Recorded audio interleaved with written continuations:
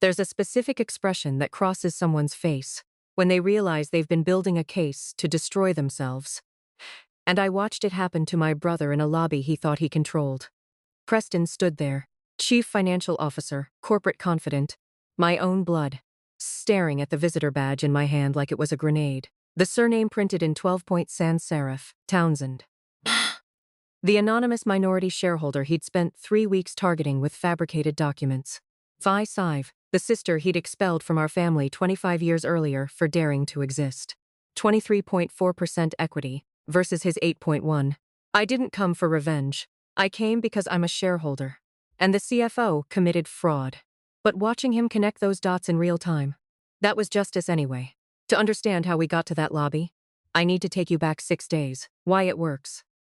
Opens with visceral image of self-destruction realization, then unpacks the irony layer by layer. Expelled sister, anonymous target, majority shareholder all converge in one moment.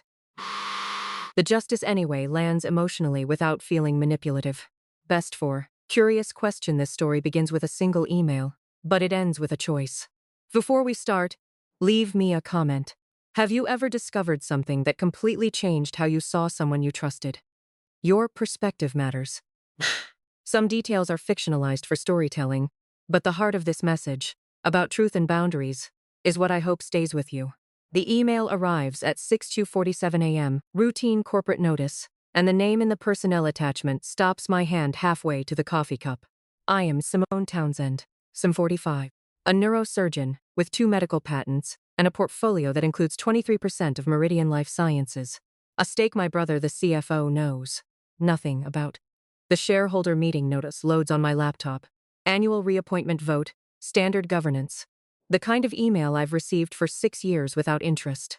Board vote scheduled Sunday, December 21st. 6 days from now. The personnel attachment opens. Chief Financial Officer seeking reappointment, Preston Mercer, my brother. I read it twice.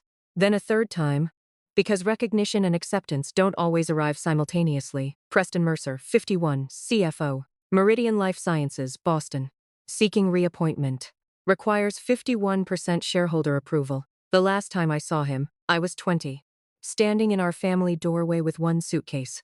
He'd told our father I stole from the household account. A lie, clean enough to be believed. 5 specific enough to destroy. When I defended myself, Preston looked at me with the expression he'd worn our entire childhood. The one that said my version didn't matter because his would be believed. First. You have no place in this family anymore. He'd said I left. 25 years of silence followed.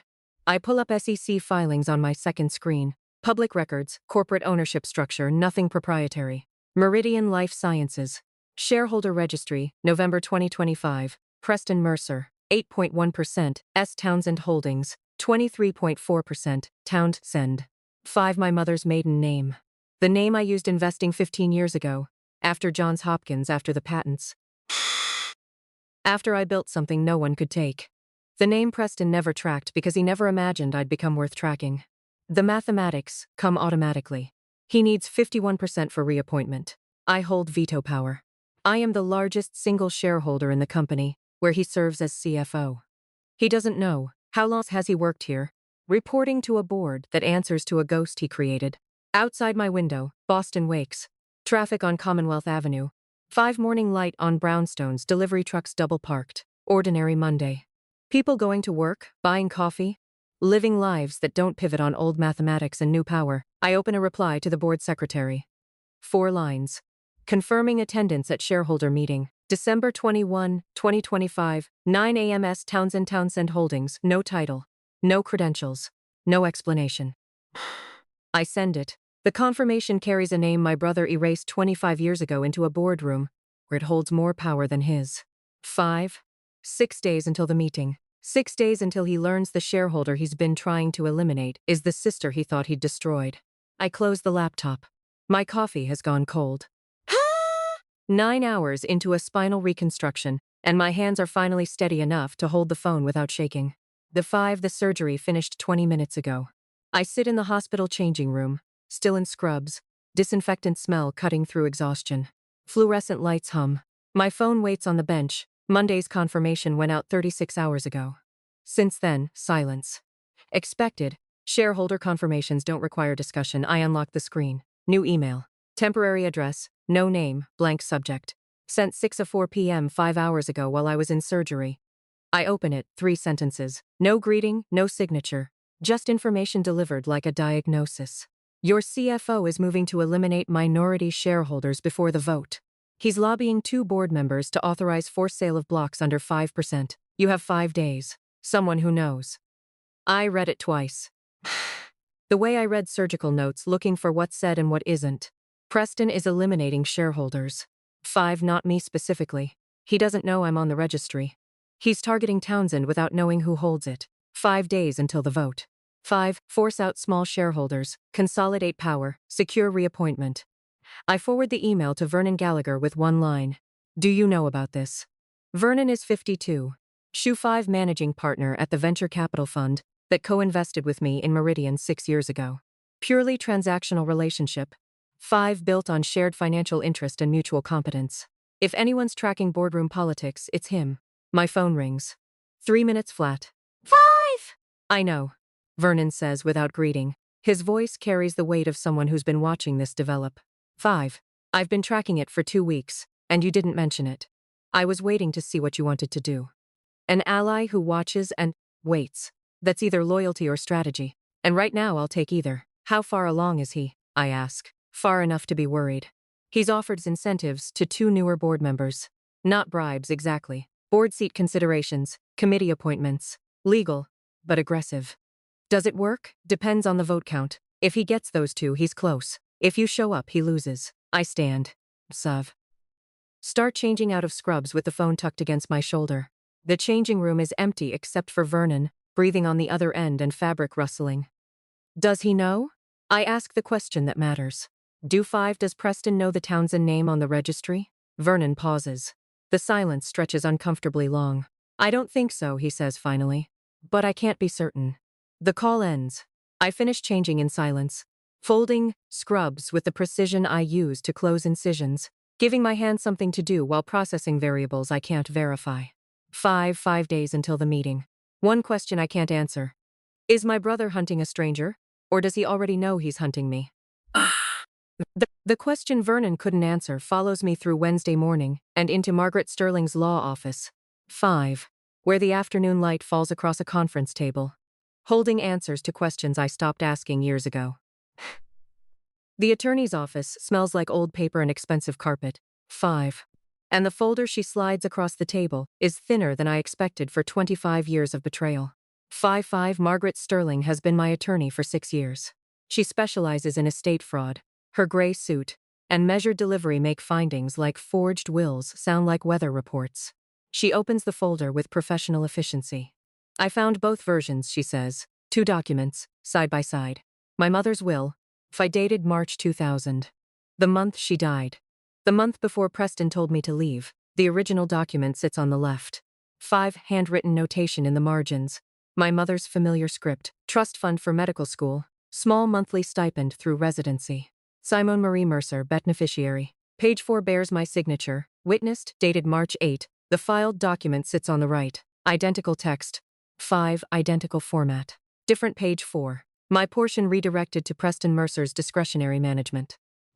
The signature that's supposed to be mine sits at the bottom, next to the witness line. I look at it the way I look at CT scans.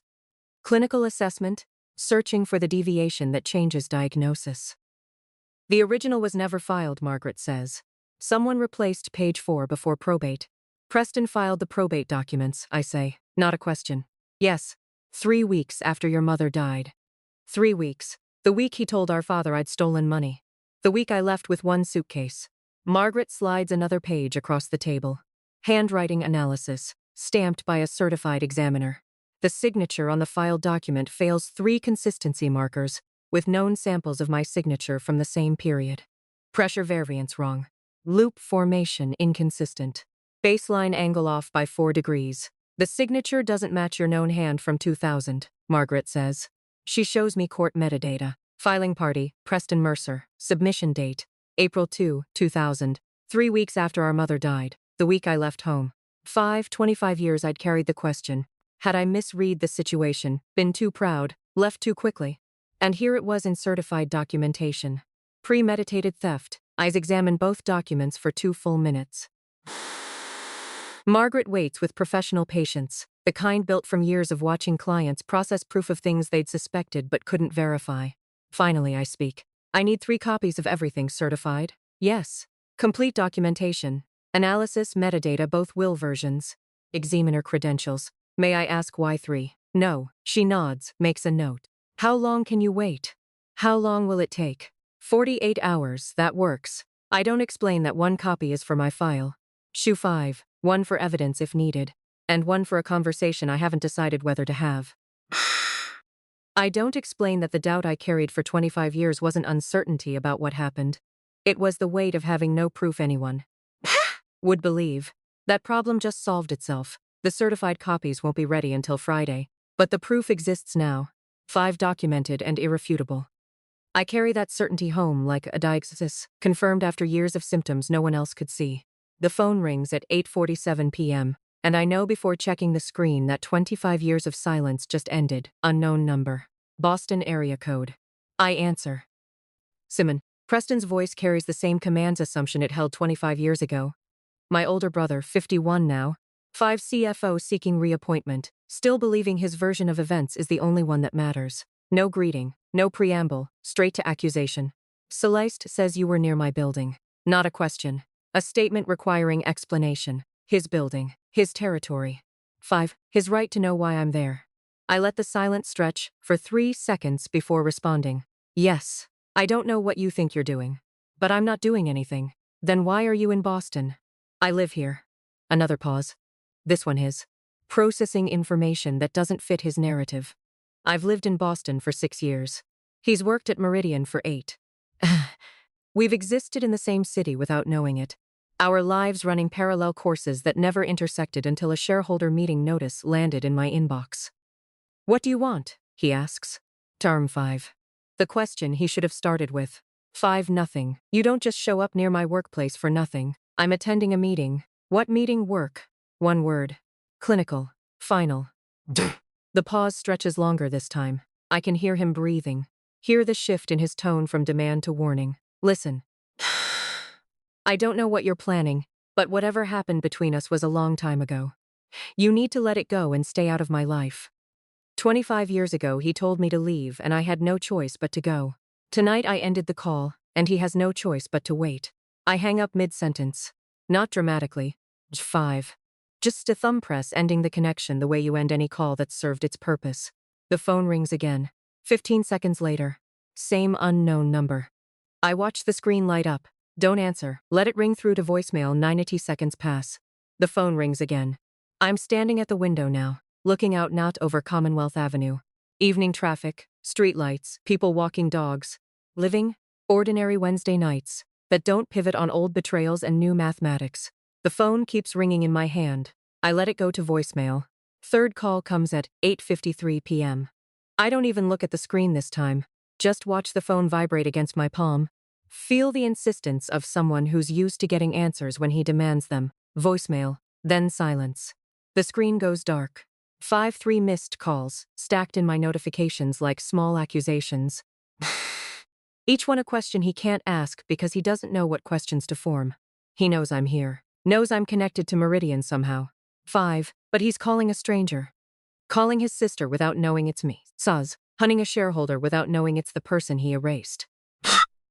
That gap between what he fears and what's real is about to close, and I'm the only one who knows exactly when.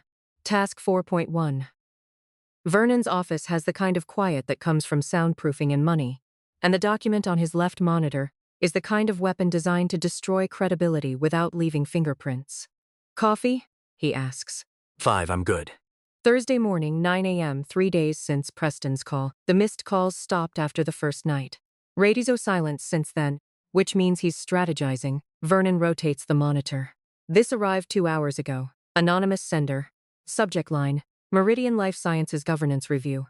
The document looks official. Letterhead from Fisher & Weld LLP, Boston's most expensive corporate litigation firm. Heading: Preliminary Conflict of Interest Assessment, S. Townsend Holdings LLC. Entry twist at word 88. The allegations are detailed falsified credentials. Insider trading coordination.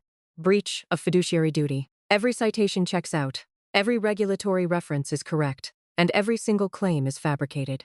Sue 5. Keep reading. Vernon says the document alleges S. Townsend Holdings obtained Meridian shares through fraudulent misrepresentation. Journey 5. That the anonymous shareholder has been coordinating with external parties to manipulate board decisions. That my voting patterns constitute breach of trust.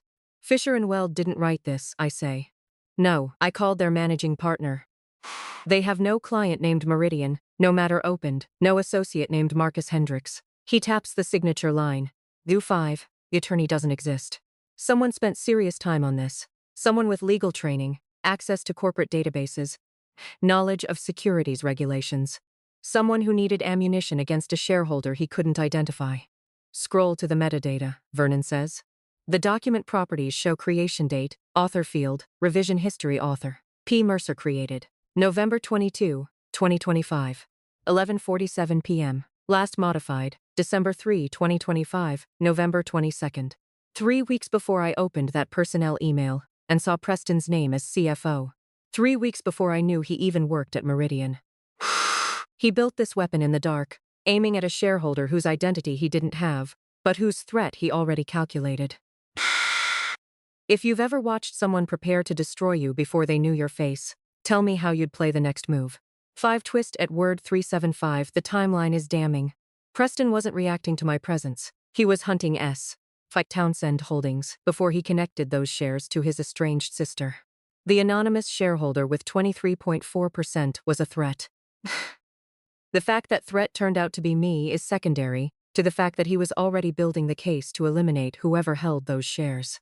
He doesn't know you have this, Vernon says. No. Deploy it now? Show the board he's manufacturing evidence. I study the document again. The fabricated letterhead. The non-existent attorney. The metadata signature.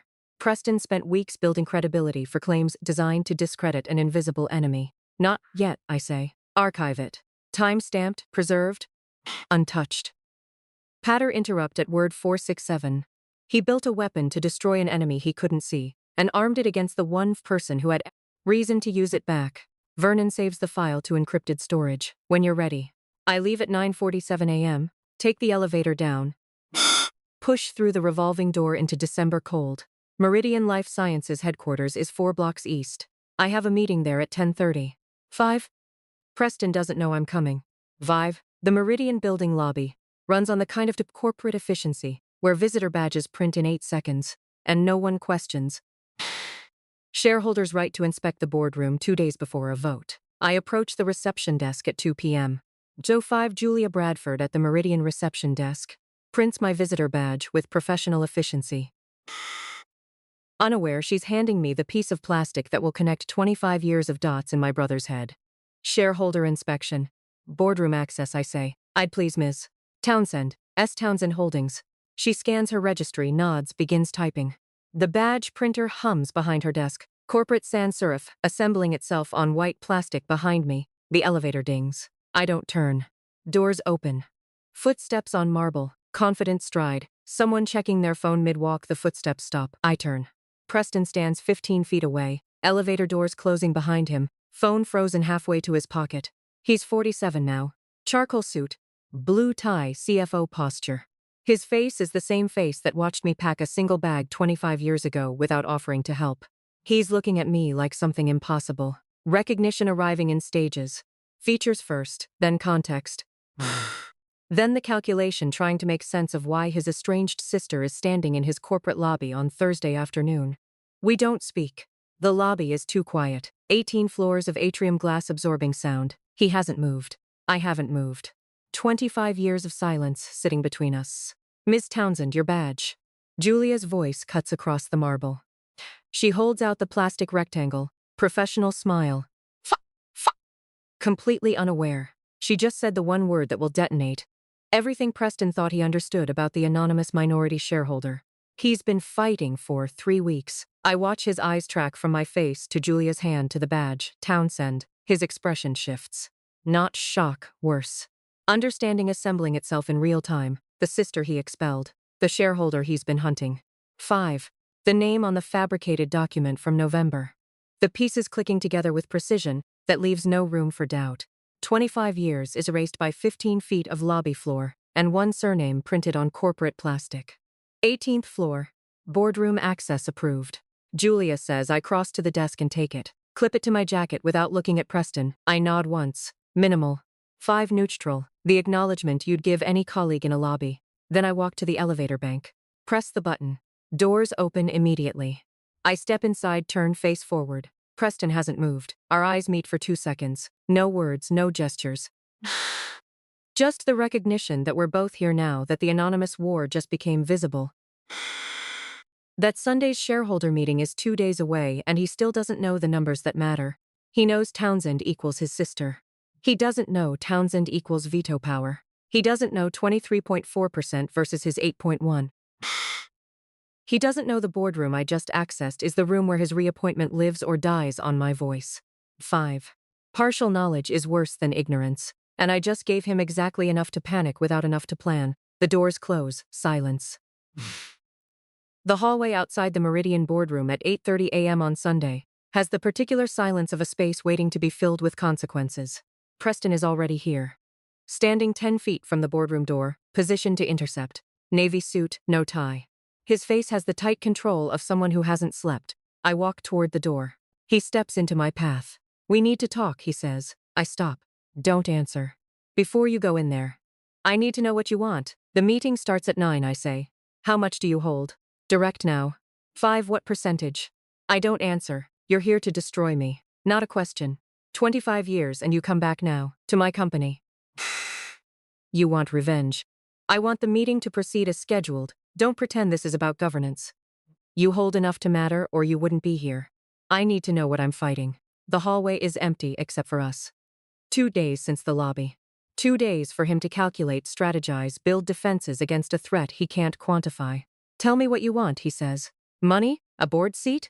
My resignation? Name it. I meet his eyes, say nothing. Name your price. His voice shifts, desperation dressed as negotiation. Any number. 5, whatever it takes, for you to walk away before this vote. I'll write the check today. 25 years ago, he told me I was worth nothing to this family. Now he's offering millions to make me disappear. Again. Never understanding that some erasures can't be bought back. I don't want your money, I say. 5, then what? I want the meeting to proceed normally. That's all. That's not all. You wouldn't be here if that was all. You hold what? 5%. 8. Enough to make noise, but not enough to matter unless you've coordinated with other shareholders. Have you? Who else did you contact? I let him finish. Let every question sit unanswered. Then I step past him toward the boardroom door. He doesn't block me. Knows he can't. Fi knows. That physically preventing a shareholder from entering a scheduled meeting ends careers faster than any vote. I reach for the door handle. Brush steel, cool against my palm. I open the door. 12 board members are already seated. Early arrivals, coffee poured, leather portfolios open. One face is familiar, man, in his 60s, salt and pepper hair, 5 faint surgical scar at his right temple where I clipped the aneurysm 8 months ago. 11 hours in the OR, vascular reconstruction, post-op recovery that defied the statistics. His eyes meet mine. Recognition immediate. He nods slightly. The acknowledgement between surgeon and patient, who both remember the same touch-and-go moment when survival stopped being 5 theoretical. I step inside. Preston is still standing in the hallway behind me.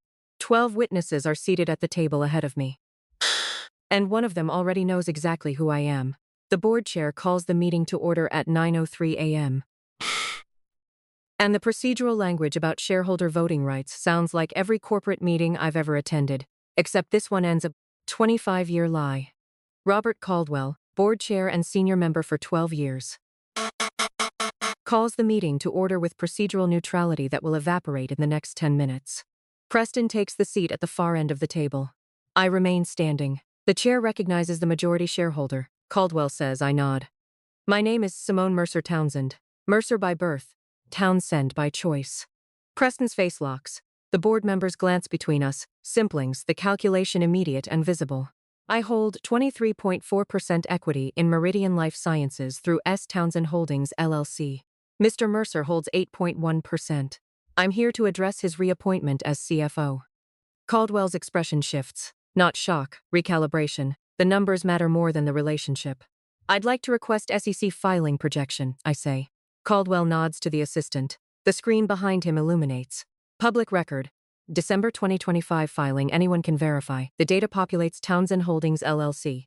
23.4% P. Mercer. 8.1, 23.4% versus 8.1, I say. The mathematics are clear. He needs my approval for reappointment. I hold veto power. The room processes this in silence. Voting dynamics just inverted. Power structure just collapsed. The video screen splits. Vernon Gallagher appears from his VC office, camera angled to show his monitor. Good morning, Vernon says. 5. I'm presenting evidence relevant to this vote. This document was distributed to 2 board members last week. He shares his screen.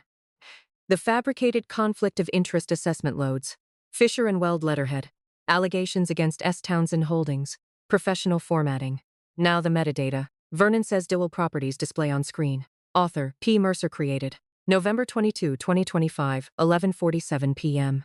Last modified. December 3, 2025 file creation metadata. November 22 Vernon continues. 3 weeks before Miss Townsend knew Mr. 5 Mercer was CFO here. He fabricated official documents to discredit an anonymous shareholder before he could identify that shareholder. Digital metadata doesn't care about family loyalty or 25 years of narrative control. It just records who created what, when, and why. Caldwell looks at Preston. Do you dispute this? Preston doesn't answer. The anonymous warnings, another board member says. Who sent them? Helen Pritchard, I say. Mr. Mercer's former executive assistant, terminated for reporting irregularities. Helen Pritchard. Preston's former executive assistant fired 2 years ago for reporting financial irregularities. Sent the anonymous warnings and now provides documented testimony from outside the room. She provided documentation. Timeline. JA5 financial discrepancies, witness statements. Everything, she reported internally before he fired her. Preston sits with the same expression he wore 25 years ago. Defeated. But certain someone would protect him. Certain his version would stand BO because it always had. This time no one speaks for him. 5. Caldwell clears his throat. The board will need time to review this evidence before proceeding with the reappointment vote. Of course, I say. 5. Is there anything else? No, that's everything. I sit down. Preston stares at the table. The room is silent, not the silence of waiting. 5. The silence of conclusion. 12 witnesses, digital evidence, corroborating testimony. The truth complete and irrefutable. Together. The Café Celeste chose sits 20 minutes outside Boston, in a town where no one knows either of us. And the distance feels deliberate. Far enough that this conversation stays private. Close enough that she can drive home after. She's already seated by the window. Coffee untouched, going cold. Envelope on the table between her hands. I sit across from her. The cafe smells like espresso and cinnamon, Monday morning quiet. I'm not here to defend him, Celeste says. I nod. I found messages from 2000. The week you left. She touches the envelope. Old phone backup, digital archive. Text threads from that December. She looks at me directly. 5. The story he told me doesn't match what actually happened. Doesn't match the timestamps. The contradictions stacked until the whole thing broke. I wait. So I'm here for the truth, she says. Not his version. The actual truth. I reach into my bag and remove the certified copy. Margaret Sterling's full analysis. Both will versions side by side. Handwriting expert report. Filing metadata. I slide it across the table without words. Celeste opens the folder. She reads the first page. The 5 the second. The comparison analysis. Her face doesn't change expression, just becomes very still. The kind of stillness that happens when information rewrites 25 years of context too fast to process emotionally. I drink my coffee. Bitter. Over-extracted. I drink it anyway. She turns pages methodically. Executive summary, expert testimony, timeline reconstruction. 4 minutes to read what took Margaret 3 weeks to compile. When she closes the folder, she looks at me. I'm sorry, she says. 5. You have nothing to apologize for. I should have asked more questions. He's very good at answers that sound true. 25 years of marriage built on a story that started with one lie about a sister who left. And now she knows the sister didn't leave. She was erased. 5. We sit in silence. 10 full minutes. Coffee cooling, morning light shifting through the window. Neither of us needs to fill the space. Finally, Celeste stands, gathers the envelope and document copy, signals the server for the check. Pays both coffees without asking. Small gesture acknowledging something undefined. Looks at me once more, nods, walks toward the door. I watch through the window. She crosses the parking lot to a silver sedan, unlocks it, sits in the driver's seat. Doesn't start the engine. Just sits there. Hands on the steering wheel, staring forward. 3 minutes pass. Then she starts the car and drives away. What she does next isn't my responsibility. Whether she stays, leaves, confronts, files, forgives, or destroys. That's her path now. I gave her the truth. Documented, certified, irrefutable. The same truth I presented to the board. The same truth that ended Preston's narrative control. Now it belongs to her. I finish my coffee. It's gone completely cold. But I drink it to the bottom anyway. Then I gather my bag and walk out to my own car. The drive back to Boston takes 19 minutes. I don't think about Celeste. Don't speculate. Don't wonder what conversation she'll have with Preston tonight. For the first time in 6 weeks, the outcome isn't mine to control. Preston knocks at 4:30 p.m. on Tuesday. And I know before opening the door that this is the conversation we should have had 25 years ago. But both needed decades to reach. I open the door. He stands without the corporate armor. Just an exhausted middle-aged man in jacket and jeans, no rehearsed speech visible. Can I come in? He asks. I step aside. He enters the apartment he's never seen. Looks around once, clinical space, white walls. 5 no photographs, then faces me. We stand in the entryway. I don't offer coffee. This conversation doesn't need comfort. What do you want from me? He asks. Nothing, I say. He processes this. Then why? Why did you do this? Because I'm a shareholder with fiduciary responsibility to the company. The CFO fabricated documents. 5 targeted another shareholder, violated governance protocols. The board needed to know. That's it? 5 for governance. That's it. Not revenge. Not payback for 25 years. No. He looks at me like I'm speaking a language he doesn't understand. 5. You destroyed my career for fiduciary responsibility. You destroyed my place in our family for inheritance control, I say. 5. The motivations aren't equivalent. Silence follows, heavy with 2 decades and competing narratives that will never align. Celeste has the will analysis, he says. Yes. What did you tell her? Nothing. I gave her the documents. What she does with them is her choice. He nods slowly. He erased me from family for personal control. I blocked him from corporate position for fiduciary duty. And somehow that professional distance is the only honest thing between us now. 5. I didn't come here to apologize, he says. I don't think you believe it if I did. No, I agree. I wouldn't. But I need you to know. I didn't understand what I was doing back then. I thought I was protecting the family assets. I was 17, I know. We stand in the entryway. 2 people who share DNA, and almost nothing else, looking at each other without performance or positioning. Just exhaustion meeting controlled calm. He looks at me. Really looks. First time in 25 years without calculation. Just sees his sister. Sees the person he erased still standing. Still whole. Still surgically precise in her boundaries. No apology offered because we both know words won't reconstruct what was demolished. He nods once, turns toward the door. Leaves, the door closes quietly. I walk to the window overlooking Back Bay. The same window where I stood 6 days ago when the email arrived. Same December light, same view, same physical position. Completely different internal state. No coffee this time, no pending discovery, just clarity. I don't feel triumph. Don't feel satisfaction. Don't feel the validation I thought I needed. I feel what I actually needed. Certainty that what happened was real, documented, witnessed. 5. Knowledge distributed beyond my single memory into board minutes and legal files and other people's awareness. The things Preston took can't return. Show 5, 25 years. Family position. The version of childhood that included a brother who protected instead of erased. But the core self was never his to take. 6 days ago I stood at this window wondering if anything would change. Nothing changed except everything did. And to you listening to my story, remember this. Some battles aren't about winning. They're about refusing to stay erased. People ask if this is a revenge story. It's not. Revenge would have been destroying Preston the way he tried to destroy me. What I did was simpler. I told the truth. I let the documentation speak. I refused to disappear just because someone decided I should. Don't wait 25 years to stand up for what's real. The lesson I learned is this. You don't need permission to exist, to succeed, or to hold people accountable. Your worth isn't determined by who dismisses you. This wasn't a revenge story about destroying someone. It was about protecting something bigger. The company needed truth. The board needed facts. And I needed to prove that erasure only works if you let it. I believe God put me through those 25 years to teach me that clarity matters more than victory. Brr. And boundaries matter more than reconciliation. This isn't your typical revenge story, and I'd love to hear your thoughts in the comments. Have you ever had to choose between keeping the peace and telling the truth? What would you have done in my position?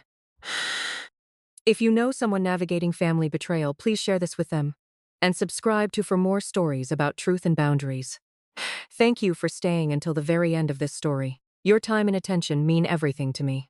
As a final note, 5. Some details have been fictionalized for storytelling and privacy, but the core message about truth, boundaries, and refusing to be erased, that's real, and I hope it stays with you.